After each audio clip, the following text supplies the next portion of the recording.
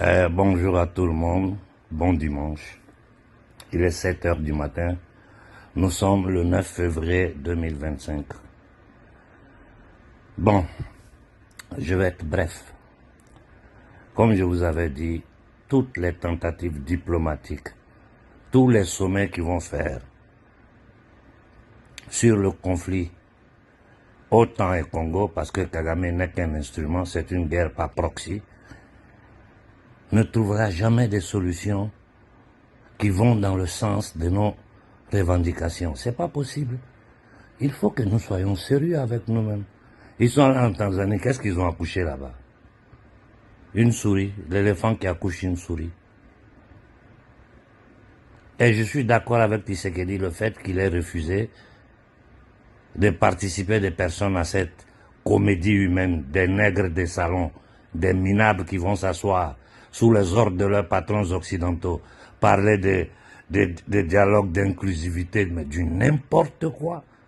Du n'importe quoi. Moi, je continue de vous répéter, nous vous aimons, peuple du Congo. Prenez vos responsabilités. Tshisekedi ne pourra rien faire. Tous les soi-disant analystes intellectuels, tous ces gens qui bavardent à côté sont des vautours. À part les ignorants qui ne savent même pas de quoi ils parlent, ou ceux qui sont dans l'émotion, qui pensent que c'est une partie de football d'un club comme tel. Moi, je suis de ce côté. C'est-à-dire, on ne se rend même pas compte que notre peuple a attaqué depuis 500 ans. Nous avons subi toute forme de violence, de manipulation.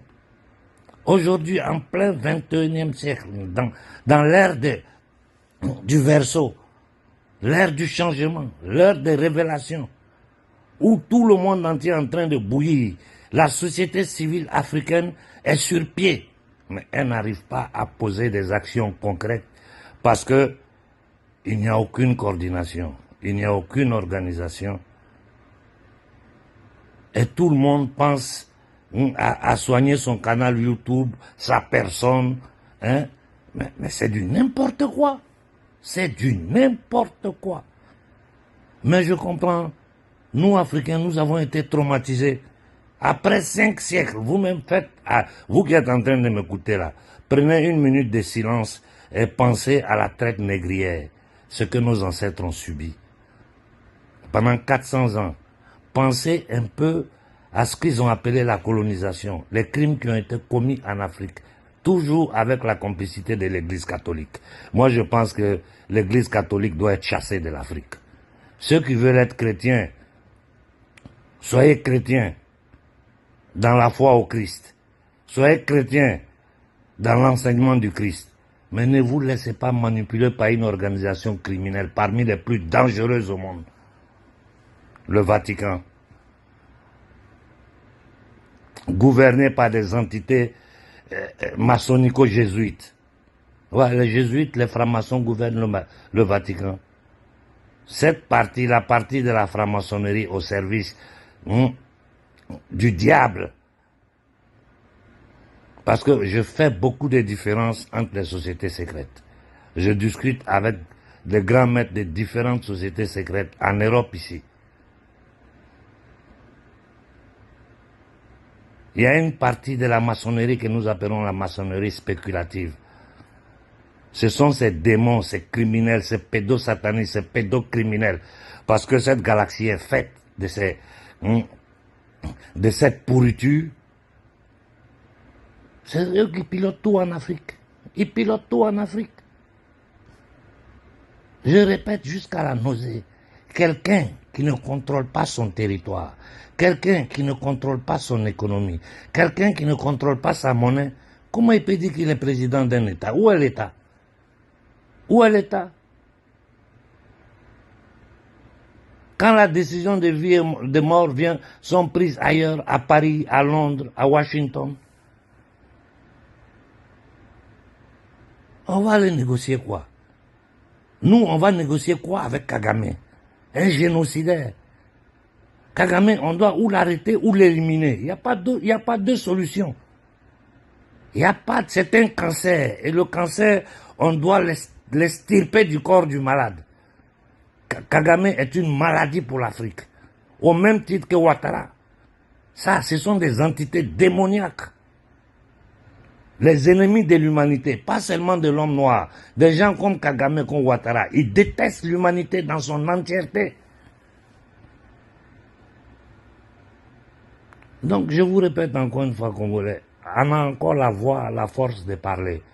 Si vous ne prenez pas vos responsabilités, si vous n'attaquez pas ces ambassades-là, France, États-Unis, Angleterre, les faire fermer, tant que le problème de l'Est du Congo n'est pas réglé, vous allez subir. Vous ne savez, comme ils ont débarqué avec 10 000 soldats rwandais pour accompagner le M23, ils vont faire d'autres opérations encore. Et qu'est-ce que vous allez faire? Vous asseoir sur le canal YouTube à décortiquer, à parler, à rentrer à droite, à gauche, ou des traites parmi les Congolais de souche, des traites qui travaillent pour le Rwanda, donc qui travaillent indirectement pour les Occidentaux, parce que le Rwanda est l'expression du vouloir de déstabilisation, de chaos, de destruction, de création de réfugiés en Afrique. Tout ça pour quelle raison? Pour les matières premières stratégiques, dont la plus grande réserve au monde se trouve en Afrique, en particulier une grande quantité au Congo. C'est tout, c'est pour nos richesses qui sont en train de nous combattre. Et nos politiciens, des gens qui nous combattent, qui nous tuent, qui nous envoient des terroristes dans le Sahel, qui massacrent nos populations, qui nous imposent des ajustements structurels pour plonger nos populations dans la misère. Depuis 100 ans, ils nous disent qu'ils vont nous donner de l'aide au développement. Des centaines de milliards de dollars. Où c'est fini? On sait où ça finit. C'est la même chose en Ukraine. Plus de 187 milliards, je ne sais pas combien, envoyés à l'Ukraine. Mais il y a seulement 70 milliards qui sont arrivés en Ukraine. Tout le reste, là, on ne sait pas où c'est fini. C'est Zelensky lui-même qui dit, ce n'est pas nous qui disons. Voilà le système américano-sioniste. Et c'est ce même système-là que John Perkin a bien expliqué dans son livre. Le tour que l'argent fait qui ne reste pas en Afrique. C'est comme ça les institutions de Bretton Woods fonctionnent. Ce sont des institutions criminelles. Comme les USAID, ce sont des institutions criminelles. Tout ce que ces démons ont créé, c'est pour contrôler, c'est pour avoir plus de contrôle sur la richesse qui circule dans ce monde. C'est pour avoir plus de contrôle sur notre vie. Les gens nous attaquent dans notre intériorité. La première guerre qu'ils nous font là, c'est une guerre de communication. La première guerre qu'ils nous font, c'est une guerre de communication. C'est la propagande de la guerre avant de passer à l'action. Ce qu'ils ont fait les terroristes dans le Sahel, alors que tout le monde sait qu'ils sont derrière la création de ces groupes, qu'ils les financent, qu'ils les arment. Aujourd'hui, personne ne peut le nier, même si aujourd'hui nous sommes totalement en déphasage, en désaccord avec Koïta. Mais le Mali a eu le courage d'aller aux Nations Unies avec les preuves. Demandez-vous pourquoi la discussion sur la situation au Sahel apportée par le Mali aux Nations Unies est bloquée. Demandez-vous, ils ont mis les droits de veto. On vous tue, on fait ce qu'on veut. Vous venez ici, on bloque la discussion. Vous ne pouvez rien parce que vous êtes des nègres, des inférieurs, des animaux humains.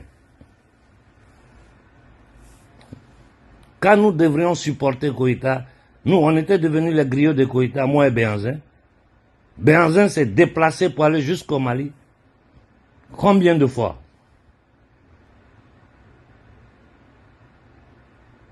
Moi, il y a des leaders panafricains qui m'ont contacté, qui ont tout fait pour me dire approche-toi de ces gens. J'ai dit je ne m'approche pas d'eux. Je les soutiens, je les accompagne, mais je ne m'approche pas d'eux. Parce que je connais la politique, c'est quoi? Demandez à Koïta, il allait faire quoi au Fonds monétaire international, à la Banque mondiale? Posez-lui les questions. Le Mali a firmé des accords avec la Banque mondiale, le Fonds monétaire international, oui ou non? Combien ils ont reçu au total? Où l'argent est parti? Donnez-nous des détails exacts de ce que vous avez fait de cet argent. Vous ne pouvez pas. Vous ne pouvez pas. Donc, vous pensez que les petits militaires du Mali là pensent qu'ils peuvent payer des ignorants, des affamés pour venir nous attaquer parce que nous disons la vérité au peuple malien que nous aimons. Nous sommes maliens. Nous sommes Congolais. Ce n'est pas un petit soldat qui s'est retrouvé là, qui n'a aucune formation politique, aucune idéologie politique. Je l'ai dit depuis le départ. Mais ça ne concerne pas seulement Assini. Qui va venir nous influencer par des petits vidéomans. Mais vous n'avez rien compris. Moi, j'affronte le système à visage découvert ici en Occident. Je leur dis ce que je veux vis-à-vis. Je subis tout ce que je subis. Procès, menaces, entrée, violer mon domicile à Rome, à Firenze, attaquer ma voiture, voler mes PC. Mais il n'y a pas ce que nous n'avons pas subi. Vous pensez que c'est ces petits garçons-là qui sont assis au Mali aujourd'hui, en train de faire la fête avec l'argent des Maliens qui vont nous impressionner? Ou des prostituées sont mis au devant de la scène politique, qui sont sur le chéquier international? Je dis bien des prostituées à parler au nom des Maliens. Vous pensez nous influencer? Vous n'avez rien compris. Et qui va souffrir? C'est vous qui souffrez. Vous qui êtes dans le camp de concentration qu'on appelle Afrique. C'est-à-dire un paradis terrestre, l'Éden, que les Occidentaux, l'élite satanique occidentale, a transformé en un camp de concentration. Vous êtes dedans là-bas, vous n'avez pas eau potable, vous n'avez pas courant, vous n'avez pas électricité, je ne parle même pas d'autre chose. Vous n'avez même pas à manger. La responsabilité de ça, c'est qui? 70% ou 60% des terres cultivables se trouvent en Afrique. Et les 80% de ces terres sont en Afrique, dans le golfe de Guinée. Le même discours que les politiciens africains tiennent depuis 1945, c'est-à-dire depuis 1960. Depuis le temps des forces indépendances. C'est le même discours qu'ils sont en train de nous tenir. Et c'est ce même discours-là qui a créé la famine, la misère, la pauvreté. C'est ça qui pousse nos enfants à prendre les bateaux pour aller se faire humilier ailleurs dans le monde. C'est ça qui permet à l'Occident collectif aujourd'hui d'avoir une narration raciste sur l'immigration.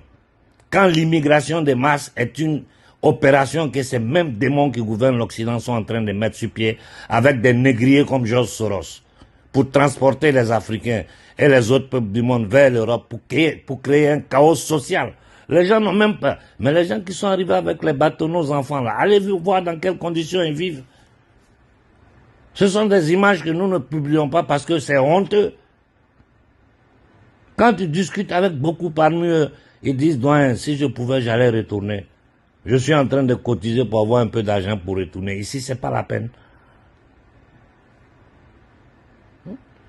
Arrêtez de jouer à ce jeu de 3 cartes. Je m'adresse aux dirigeants africains. L'Afrique nouvelle, les nouvelles générations là. C'est pas nous, notre génération là.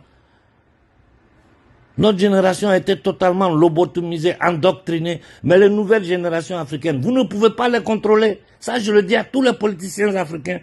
Vous ne pouvez pas. Parce que le chemin que vous êtes en train de suivre là, ça va continuer, ça va rendre encore pire la condition de l'homme noir sur le continent africain. Vous-même, vous savez. Depuis combien d'années? Koïta n'est même pas capable d'envoyer l'électricité au Mali. Ce n'est pas une chose impossible. Il n'y a rien d'impossible dans ça. C'est tellement simple à faire. C'est une question de volonté politique, de décision. Et notre force, comme je vous ai toujours dit, c'est notre richesse et notre nombre. Mais quand on dit la valeur de quelque chose là, c'est quoi? Ce sont ses richesses. C'est ce que ça représente. L'Occident a besoin de l'Afrique pour survivre. Mais comme l'Occident est gouverné par des démons, leur objectif, c'est tuer, dépopuler l'Afrique. Ensuite, prendre contact, prendre contrôle de toutes nos richesses en balkanisant les grands pays africains. Nous parlons de quoi? On a vu un gars, un diable comme Ouattara, arriver sur les chars de l'armée française, qui a tué, qui s'est donné un autre mandat, qui est encore en train de bavarder, quand il a livré totalement la Côte d'Ivoire aux démons occidentaux. De quoi nous parlons? Au Mali, il n'y a aucune révolution. Il faut tout reprendre à zéro. Le premier ministre malien est un agent français, je vous le dis. Et venez nous expliquer qu'est-ce que la France a à faire. Des sociétés françaises ont quoi à faire dans les affaires du Mali? Si l'histoire des passeports, là, sortez pour dire la vérité. Vous pouvez pas.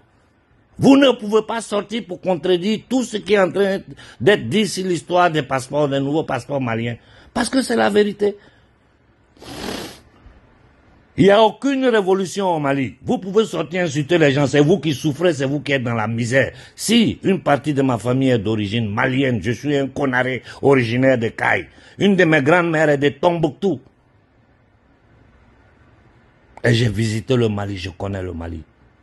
Je connais la dignité de l'homme malien. Je connais le courage des Maliens. Je sais de quoi je parle.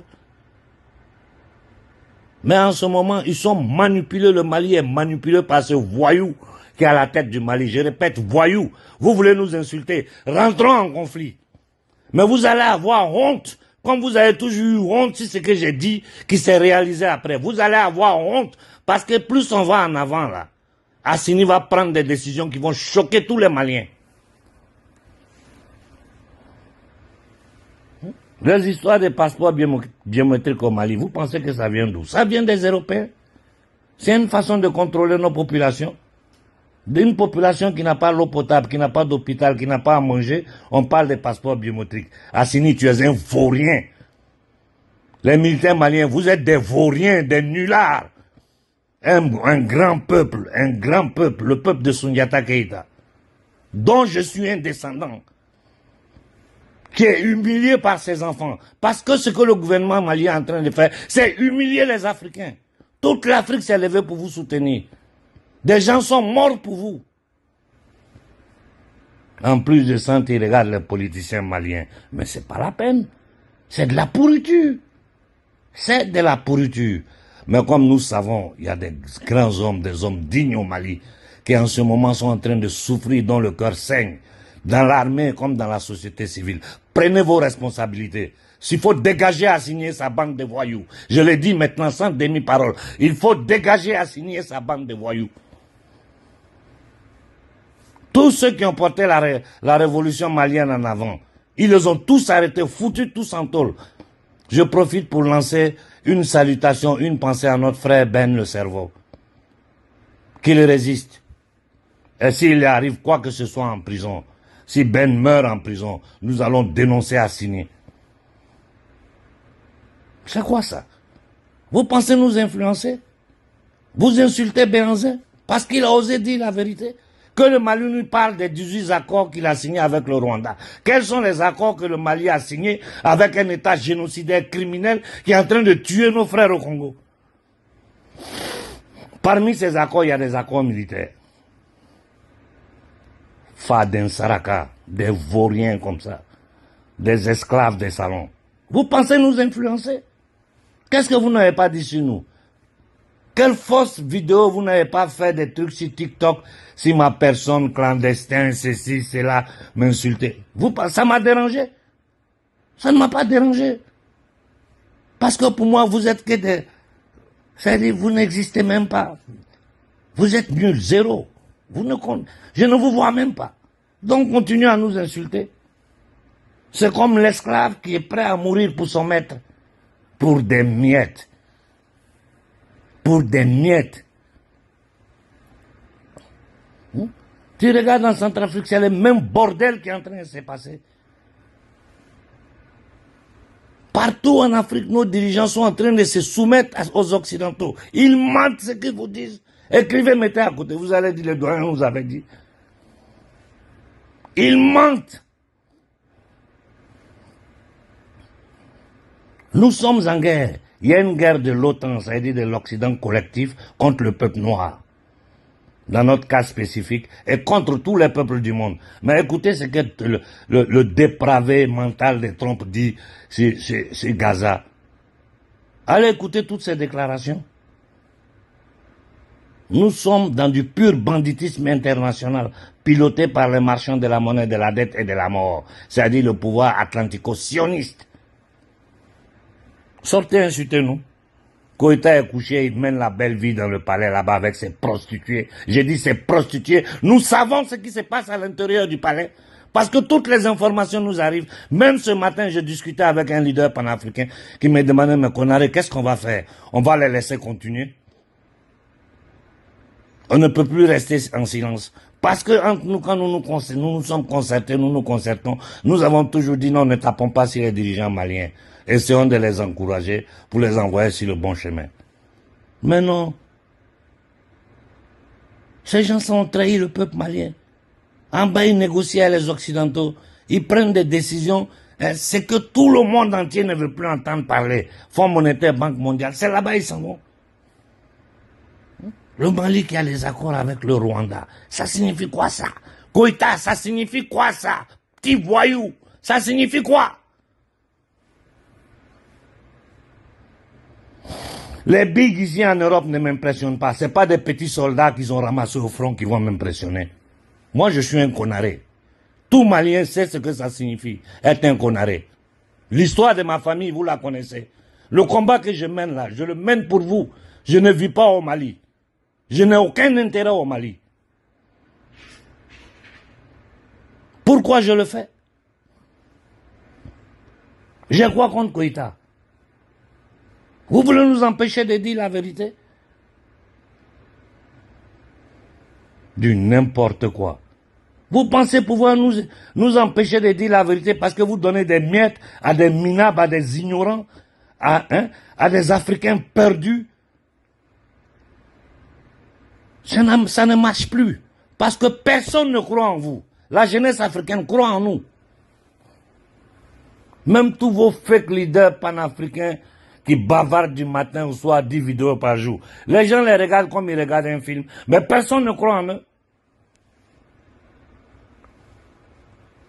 Arrêtez de vous foutre des Africains. Koïta, arrête de te foutre des Maliens. Ou bien nous, voilà Cuba. Ils ont mis encore de nouveau des sanctions sur Cuba. Aujourd'hui, la Russie est intervenue. Cuba est en train de respirer. Cuba est entré dans les briques. Plus d'un demi-siècle de sanctions. Qu'est-ce qu'ils n'ont pas subi? Castro a résisté, son peuple a résisté, malgré toutes les attaques directes, indirectes, manipulées. Maliens, ouvrez vos yeux. Il faut un régime changé au Mali. Il faut impérativement arrêter ces militaires-là. Il faut, d'abord ils arrivent, ils se donnent des grades de général, ça vole des parts. Nous on sait. Nous on sait qu'ils sont en train de voler. Chacun en train de remplir ses poches.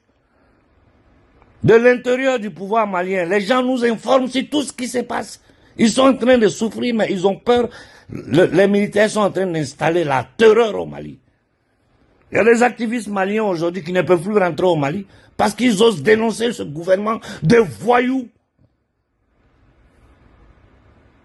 Bande de voyous, d'indignes. Les Maliens ont versé le sang pour vous. Batraciens.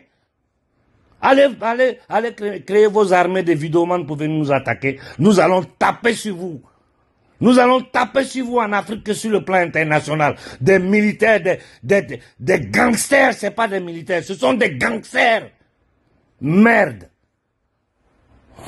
L'armée congolaise, c'est quoi? Les généraux corrompus. Mais c'est une malédiction, c'est quoi?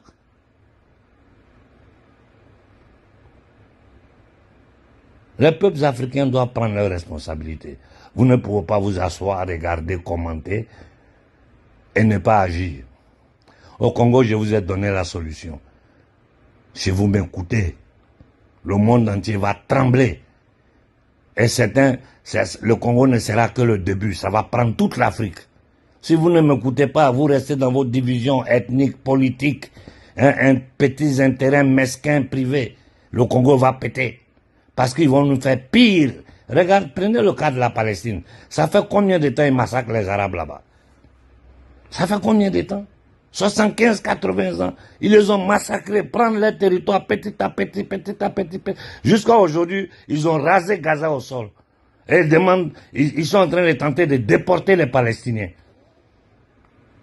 Réfléchissez sur ça. Nous-mêmes, notre propre expérience aujourd'hui en Afrique du Sud, où l'apartheid existe encore en Afrique du Sud. 70% des terres en Afrique du Sud appartiennent à ces colons. Sur notre propre terre. Une petite minorité qui possède les 80% des terres. Ils sont venus d'ailleurs. L'Afrique du Sud, c'est pas chez eux. C'est comme si moi je viens m'installer ici en Europe. Après quelques générations, je dis non, l'Europe, on va tout prendre tout aux mains aux Français, aux Italiens. C'est la même chose. C'est de la prédation. Il n'y a aucune diplomatie. L'Amérique est sortie des Nations Unies. L'Amérique est sortie de l'OMS. Nous, on fait quoi dedans? Pourquoi les États-Unis sortent du Conseil des droits humains des Nations Unies? C'est parce qu'ils savent qu'ils ne peuvent pas rester là-bas, vu qu'ils sont en train de violer tous les droits universels de l'homme. États-Unis, Israël ne reconnaissent pas. Et tous les États vassaux qui sont derrière les Américains, leurs populations ne sont pas du tout d'accord avec le comportement des dirigeants italiens, français, anglais. Comme nous en Afrique, nous ne sommes pas du tout d'accord avec les positions des esclaves des salons que nous appelons abusivement président. Quelqu'un qui ne contrôle pas son territoire, qui n'a aucune politique extérieure, qui ne contrôle pas sa monnaie, qui n'a aucune économie, qui ne contrôle pas son économie. Comment il va faire pour dire qu'il est président? Et les causes qui sont derrière cette situation-là, les politiciens africains continuent, insistent pour rester dedans. Pour rester dedans, pour suivre les institutions de Bretton Woods, pour suivre cette finance spéculative. C'est criminel. Nous, on vous a donné la solution. C'est le peuple. Le pouvoir appartient au peuple. Si le peuple se met sur pied au Congo, il manque petit, hein? Il manque un peu. Parce que les Congolais seront obligés de s'élever. Ils seront obligés de s'élever et j'ai peur même qu'ils ne vont pas se limiter à ce que nous disons des manifestations pacifiques, un blocus pacifique. Ils risquent de brûler toutes ces ambassades-là. Ils risquent de tout mettre à feu et il y aura des victimes innocentes. Et ces victimes-là seront la responsabilité des gouvernements occidentaux. Parce que si vous poussez un peuple à bout, ce peuple-là finit par réagir. Bon dimanche à tout le monde. Soyons forts. Le combat que nous menons est un combat spirituel avant tout. Et la vérité est de notre côté. Nous vaincrons, quel que soit le prix que nous payerons. Bon dimanche à tout le monde.